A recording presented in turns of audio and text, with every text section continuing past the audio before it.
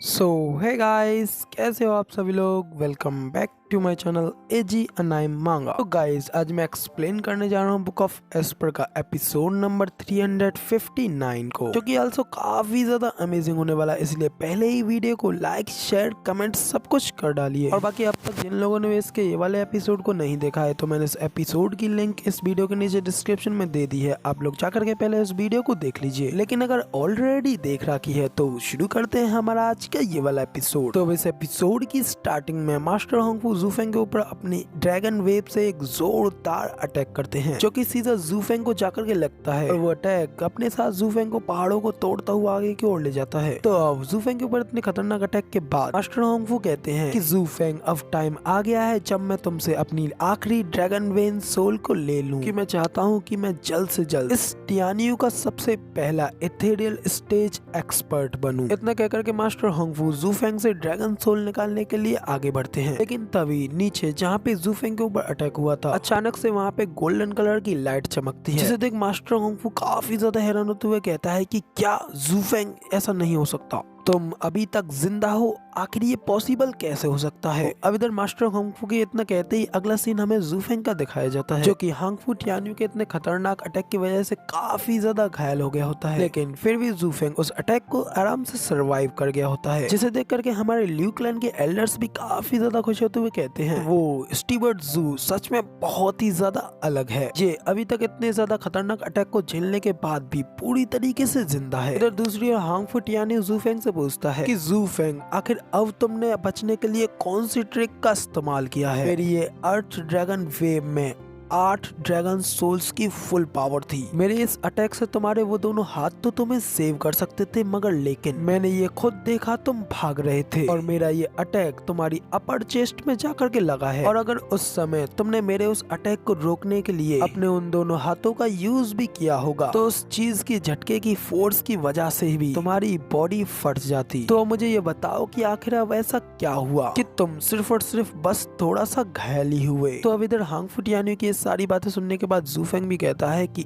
ओ अच्छा, तुम्हें लगता है कि तुम मुझे अपने सिर्फ एक मूव में ही मार सकते हो, लेकिन ये सिर्फ और सिर्फ तुम्हारे सपनों में ही पॉसिबल हो सकता है। इतना कहकर के ज़ूफेंग अपने मन में भी कहता है कि ये किलिंग की शील्ड इतनी ज्यादा पावरफुल है, ये एंशिएंट हेवनली एम्पर की पर्पल लाइटनिंग से भी खुद को प्रोटेक्ट करके रख सकती है। सच में मैं काफी ज्यादा लकी हूँ जो कि मेरे पास ये किलिंग की आर्म है, वरना तो मेरी बॉडी इस अटैक के बाद फट के बिखर चुकी होती। तो इधर ज़ूफेंग ये सब अपने मन में सोच ही रहा होता है, जबकि दूसरी ओर होंगफू टियान्यू भी अपने मन में कहता है कि ये कमीना सच में बहुत ज्यादा डेंजरस है, इसलिए मैं अब इसे और ज्यादा जिंदा नहीं छोड़ सकता। इतना कहकर के मास्टर होंगफू ज़ूफेंग की ओर देख करके उसे घूरने लगते हैं। दूसरी ओर ज़ूफेंग भी उसी की ओर घूर के देखता है, जिसके बाद वो अपने फैंटम बटरफ्लाई विंग्स को निकालता है। होंगफू टियान्यू से कहता है कि इस राउंड को तो तुमने जीत लिया, लेकिन हम फिर से मिलते रहेंगे। इतना कहकर के ज़ूफेंग वहाँ से बड़ी तेजी से भागने लगता है। तो ये देख करके मास्टर होंगफू भी काफी ज्यादा शॉक हो जाता है। फिर वो भी जल्दी से बड़ी तेजी से ज़ूफेंग का पीछा करते हुए कहता है कि कमीने, तुम्हें क्या लगता है कि तुम कहाँ भाग करके जा सकते हो? आज तुम्हारा सिर यहीं पे अलग करके रखूंगा। इतना कहकर के मास्टर होंगफू भी वहाँ से ज़ूफेंग का पीछा करने के लिए चले जाते हैं। ये सब पीछे से सरलैंग खड़े खड़े देख रहा होता है, और फिर वो भी वहीं पे खड़े होकर के कुछ देर के लिए इसी सब चीज के बारे में सोचने लगता है। और अगले पल ही अपने साथ के सभी हाउस लॉर्ड्सों से कहता है कि डैम इट, ये ज़ूफेंग की चाल है, जल्दी से यहाँ से वापस भागो। तो इधर सरलैंग की ये बात सुनने के बाद बाकी ये हाउस लॉर्ड्सों को तो कुछ भी समझ नहीं आया होता है। तभी वैली लॉर्ड कंफ्यूज होते हुए कहते हैं कि सरलैंग, अब आखिर क्या गलत है? हमारे दुश्मन का मॉडल तो अब और भी ज्यादा कमजोर हो गया है, तो आखिर अब हमें क्यों पीछे हटना चाहिए? ये सुन सरलैंग कहता है कि मैं खुद पूरी तरीके से क्लियर नहीं हूँ, लेकिन ये सिचुएशन मुझे बिल्कुल एसोटेरिक डिबेट वाली फाइट की याद दिला रही है। अब इधर एसोटेरिक डिबेट की फाइट का नाम सुन करके, इस बात को याद करके कि आखिर ज़ूफेंग ने वहाँ पे अकेले में क्या आतंक मचाया था, इन सारी बातों के बारे में सोच करके तीनों हाउस लॉर्ड्सों की रूह तक भी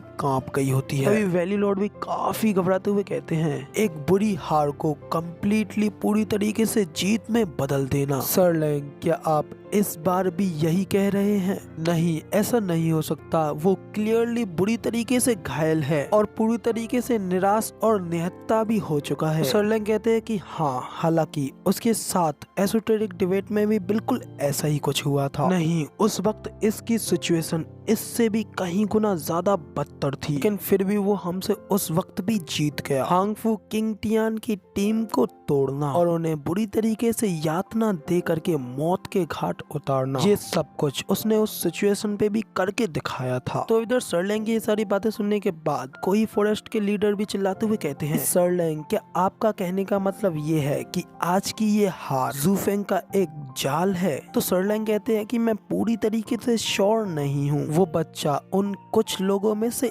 एक है जिनके के मन के मैं आर पार नहीं देख सकता, लेकिन एक बात उसके बारे में बिल्कुल निश्चित है, जू फेंग आज भले ही हार गया, लेकिन फिर भी वो यहाँ से भाग गया। उसकी ये सारी चाल एक टाइगर को ट्रैप में फंसाने के लिए है। इतना कह करके सर्लैंग अपने मन में भी कहता है कि इन दोनों कपल्स की पावर को मेंशन करने की जरूरत तो बिल्कुल भी नहीं है। ये हमारे रीजन स्टेट को पलक झपकते ही पूरी तरीके से बर्बाद कर सकते हैं, या फिर भले ही ये बात इन चारों स्कैमिंग डीमंस के बारे में क्यों ना हो, ये हमें व्यस्त रखने और कष्ट सहने के लिए काफी है। और अब अगर हम लोगों के बीच में अभी ये लड़ाई शुरू हुई तो हमें बिना किसी संदेह जरूरी एक भारी नुकसान होके रहेगा। दूसरी ओर जबकि हमें अभी भी इंपीरियल फैमिली से फाइट लड़नी है, सचमुच ये सब कुछ बिल्कुल भी वर्थित नहीं है। तो अब इधर सर्लैंग के ये सब सोचने के बाद दूसरी ओर हमें दिखाया जाता है कि अब दोनों एनिमीज की सेनाएं एक दूसरे के खिलाफ खाई के आर पार खड़ी होती हैं। तभी हमें एल्डर ज़्यू और एल्डर क्यू को दिखाया जाता है, जो कि रीजन स्टेट की ऐसी हालत को देख करके हंस रहे होते हैं। तभी ओल्ड एल्डर क्यू अपने लोगों से खुश होते हुए कहते हैं कि हमारे ल्यू क्लैन के भाइयों और सहयोगियों, आओ एक साथ मिलते हैं और इन सभी रीजन स्टेट के लोगों को कुचल डालते हैं। तो इधर दूसरी ओर ओल्ड एल्डर क्यू की ये सारी बातें सुन करके एल्डर क्यू, हमारा मोरल वैसे ही काफी ज्यादा